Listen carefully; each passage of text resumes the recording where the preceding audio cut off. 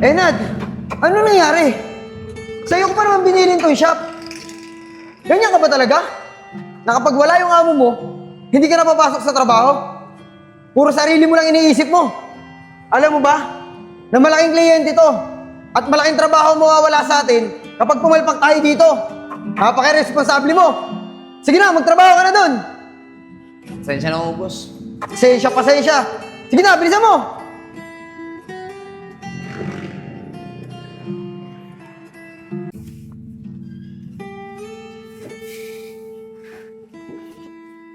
Chong, kamusta yung kapatid mo?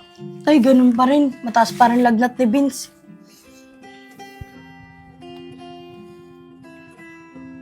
Pala, Chong. Mamaya painumin mo ng gamot yung kapatid mo, ha? Tuwing 4 na oras sa painom ng gamot sa kanya, huwag mong kakalimutan. Opo, tay. Ingat po kayo sa trabaho nyo. Sige na, papasok na ako. Sige po.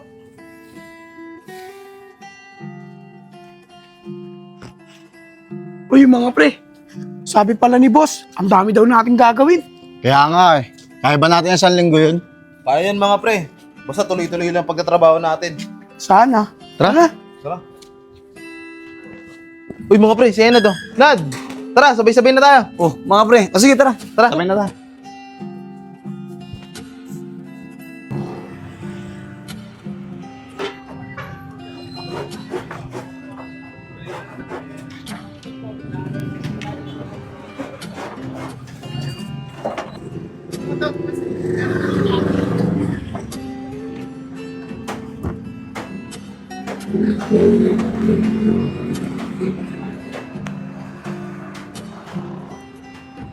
Renald. Ay, boss, ano pala? Tawagin mo muna yung mga kasamahan mo, kakausapin ko kayo. Ah, sige boss. Saglit lang po ah. Pre! Tingin niyo muna yan. Nandiyan si boss. Tawag tayo, kakausapin daw tayo eh. Tara.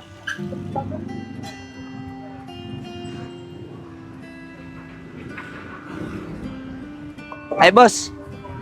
Nandito na po lahat. Ano po ba sasabihin nyo? Nad, aalis na muna ako.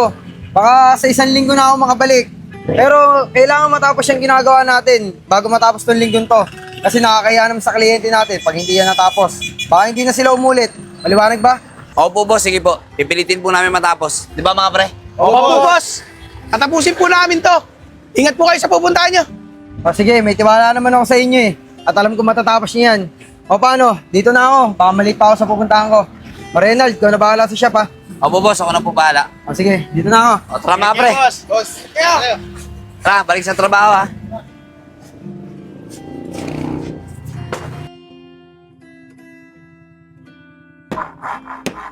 Uy, mga pre.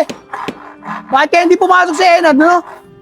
Siya pa naman nagsabi na tatapusin natin to. Tapos ngayon, hindi siya papasok. Kaya nga eh. Wala lang si boss. Hindi na siya pumasok. Tayo lang ata gusto yung pagawin dito eh. Mas maganda niya mga pre. Pagtapos natin magtrabaho, punta na lang na sa Enad. Uy, mga pre, alas 5 na. Maglikpit na tayo. Sige, tara. Magligpit na tayo para makauwi na rin tayo. Para mapunta na rin na sa Enad. Kaya nga eh.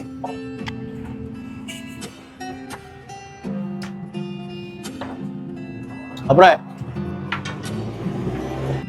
Tara, bilisan natin para makauwi ka agad tayo. Para rin mapunta na sa Enad.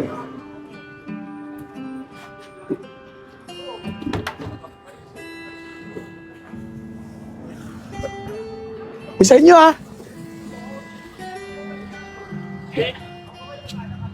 Yeah.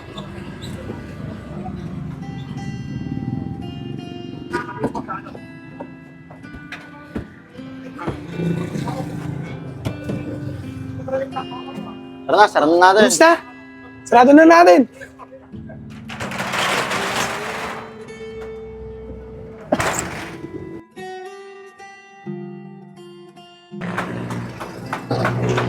O Isko! Anong nangyari? Bakit hindi pa rin tapos yan? Tawag na tawag sa akin yung kliyente, kinukulit ako. Dapat bukas pa ang uwi ko eh. Pero dahil dyan, napauwi ako ng di oras. Kasi ang gusto ng kliyente, may delivery yan ngayong araw na to. Teka lang, nasan ba si Enad? Paano boss. niya matatapos yan? Boss, si Enad, mag-1 linggo na kasi hindi pumapasok eh. Eh kaya naman pala eh. Paano matatapos yan kung kulang kayo sa tao? Gawin mo, punta mo sa Enad, papasukin mo. Kailangan matapos lahat ngayon araw na to. Eh boss, si Enad po kasi. Huwag ka na marami sinasabi, punta mo na si Enad. Sabihin mo, kapag hindi siya pumasok, tanggal na siya sa trabaho. Bilisan mo! Sige po, Sayang boss. oras natin. Oh, kayong dalawa. Bilis-bilisan niyo yung pagtatrabaho niyo.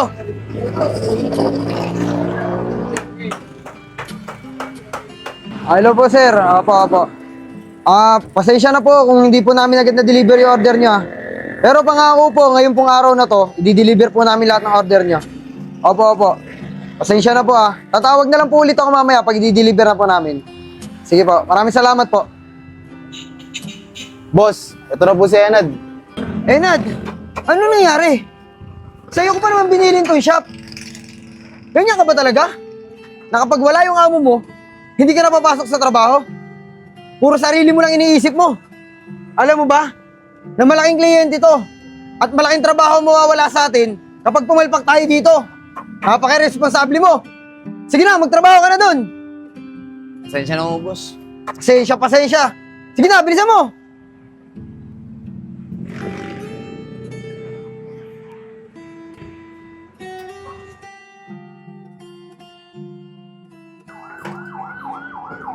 Nico, muna na ako sa inyo Total, natapos ko naman na lahat ng mga gagawin natin eh. Kayo na lang muna bahalang maglinis. O sige pre, ingat ka. Basta magpaalam ka muna kay boss. Sige Don, salamat. Kevin, oy Isko, una na ako sa inyo Ingat ka. Sige pre, salamat. Boss, okay na po boss. Natapos na po namin yung mga gagawin. I-deliver na lang po yan. Paano boss? Uwi na po ako. Half day lang po muna ako ngayon. Bawi na lang po ako susunod na araw. Sige boss, dito na po ako.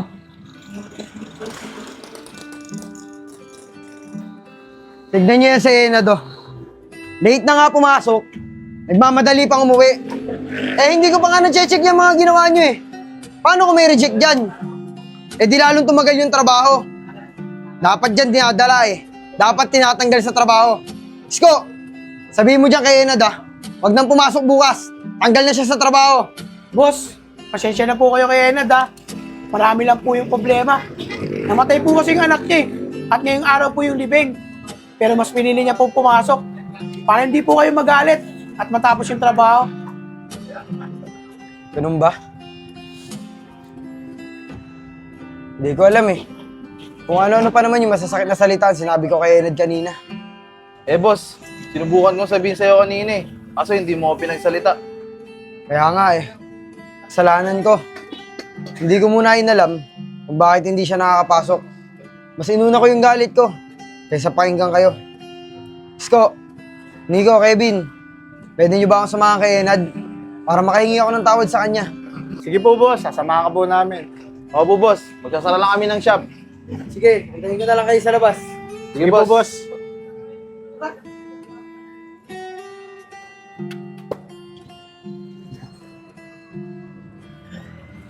Tara, sarado na natin.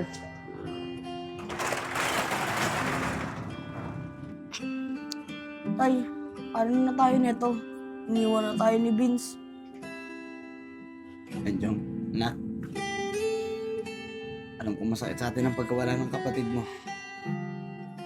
Pero kailangan natin tanggapin eh. Tsaka okay na siguro yun. Kasi doon, wala na siyang mararamdaman sakit. At hindi na siya mahihirapan.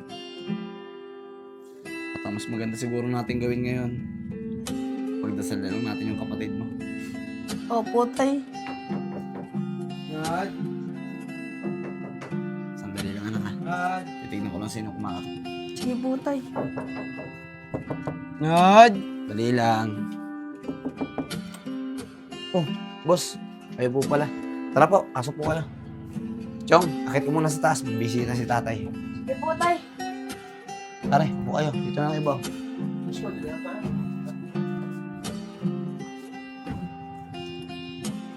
Boss, masadya po yata kayo dito sa bahay. Nad, pasensya ka na sa mga masasakit na salitang nasabi ko sa'yo kanina. Nagigilty ako. Hindi ko kasi alam yun nangyari sa anak mo eh. Kanina ko lang nalaman nung sinabi sa akin nila Isko. Nad, pasensya ka na ulit ah. Dala lang siguro ng galit ko at pressure sa trabaho. Sana Nad, mapatawad mo ako. Boss, kalimutan na po natin yun. Tsaka, may kasalanan din naman po kasi talaga ako eh. Kasi hindi ko sinabi sa inyo kung bakit hindi ako nakakapasok sa trabaho. Kaya sana boss, mapatawad niyo rin ako. At sana, huwag niyo po sana akong tanggalin sa trabaho. Huwag ka mag-alala, Nad. Hindi ako nagpunta dito para tanggalin ka sa trabaho. Kaya ako nagpunta dito para makiramay at humingi sa'yo ng tawad.